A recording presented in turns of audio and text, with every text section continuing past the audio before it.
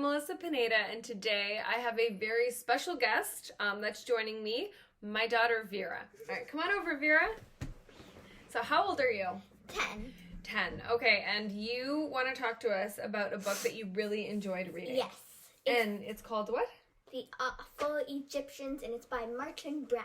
Okay, and what is this book about? Well, it's about Egyptians, of course. It's obvious by the title. Mm-hmm.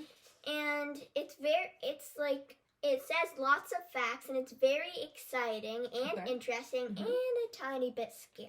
Okay. Not scary in some pages. Okay, well that sounds really interesting.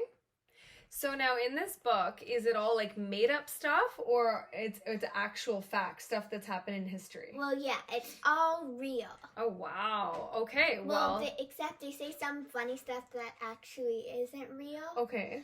But it's obvious that it isn't real. Okay, so it's based on historical facts, and then they add in some humor and some funny comments. Yeah. Okay. What are some of your favorite parts of this book? Most interesting. Something really funny and gross is that, so there is this Pharaoh Pepi. He hated flies. And his trick was that he got a bunch of servants. He stripped all of their clothes off of them. Oh, wow, okay. And he got honey from a jar, and he put it all on their backs. And so all the flies would go to the servants because of the honey, when he would just be in peace. Oh, wow. Okay, that's interesting. An interesting way of keeping the flies away. Poor servants. Slaves. Yeah. Okay, and what's another thing that you learned or found interesting in this book? Well, something really scary was that, so Zela and Sir Alexander were from Edinburgh. Edinburgh, yes, in Scotland. In Scotland, and they visited Egypt. Okay. And they went into a tomb where all these princes were buried. Yeah. And so Zela, when the tour guide was showing them the stuff, she slipped a backbone into her purse, and then she brought it home with them. From one of the mummies? Yeah.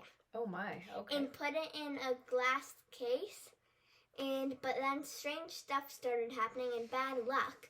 So at first, when her husband, Sir Alexander, left the house, the house nearly fell on the roof of the house nearly fell on him by a whisker.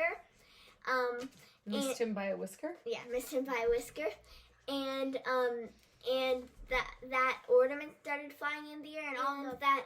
Once in a while, the servants and guests also saw this.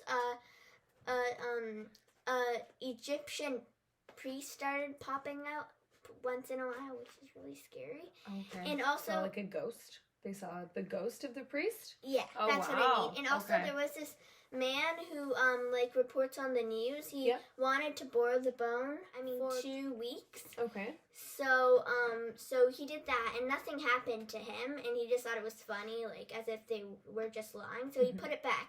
But then a couple days after that, he was desperately ill in the hospital. Oh, wow. And but then Sir Alexander he thought he really needed to burn the bone, because otherwise bad luck would follow him for the rest of his life, and his wife Zela.